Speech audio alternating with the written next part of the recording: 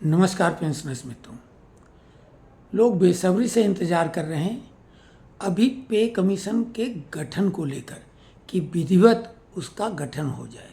और इसी संबंध में पेंशनर्स ग्रुपों में एक डीओपीटी का लेटर पीडीएफ के रूप में 4 पेज का वो है, 13 सितंबर 2025 का। वो खूब शेयर हो रहा है धड़ाधड़, और उसमें लिखा है 8 पे कमीशन के लिए, और उसमें 35 लोगों का अपॉइंटमेंट दर्शाया गया। लोगों का मानना है कि ये पे कमीशन के लिए है, जबकि उसका पे कमीशन से कोई सीधा संबंध नहीं है। हालांकि वो डीओपीटी का लेटर है, लेकिन पे कमीशन से लेना देना नहीं है। लेकिन उस लेटर को इसी तरीके से आगे शेयर किया जा रहा है। तो कई लोगों ने फ़ोन किया हमारे पास, कई अलग ढंग से भी वो लोगों ने पर्सनली लेटर भेजा।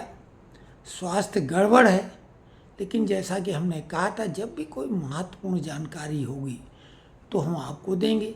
ये हमें भी लगा, क्योंकि उस पीडीएफ फाइल में ऊपर तो 8 पे कमीशन लिखा है, तो एक सब्जेक्ट जब दिख रहा है, लिफाफे के ऊपर लिखा है एक तरह से, तो अंदर मैटर वो होना चाहिए था।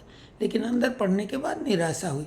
तो खैर, परेशान होने की बात नहीं है, और ज़्यादा कोई चीज़ अगर जोर लगाओगे तो उससे हम लोगों के हाथ में तो कुछ भी नहीं है।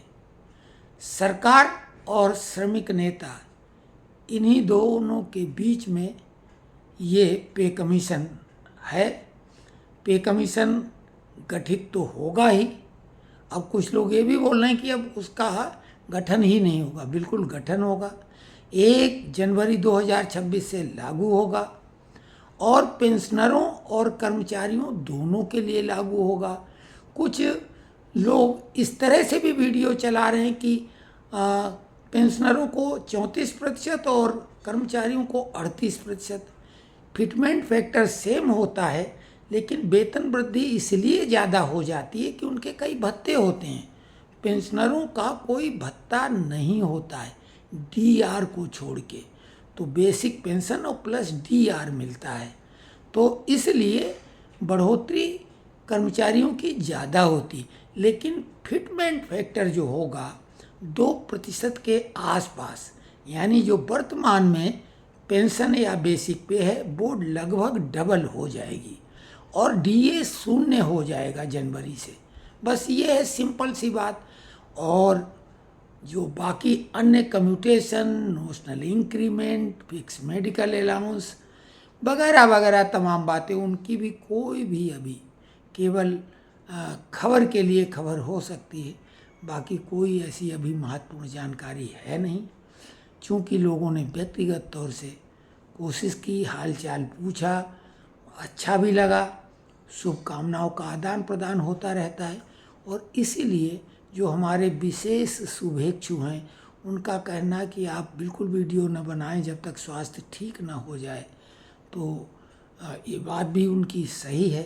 लेकिन शुभकामनाएं तभी तक मिलती रहेंगी जब तक हम आपको दिखते रहेंगे।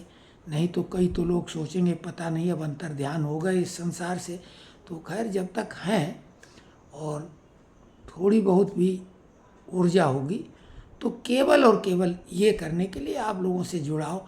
ऐसा भी नहीं कि हम कोई बहुत बड़ी जानकारी दे देंगे, केवल सही गलत का भेद जरूर बताएंगे, और ताज़ा जानकारी पे हम भी नज़र रखे हुए ही हैं। तो आप लोगों से निवेदन कि कमेंट्स में लिखें। अगर हमें लगेगा कि कोई बहुत महत्वपूर्ण कमेंट्स है तो उस पर वीडियो बनाएंगे, नहीं तो अभी हम वीडियो नहीं बना रहे हैं।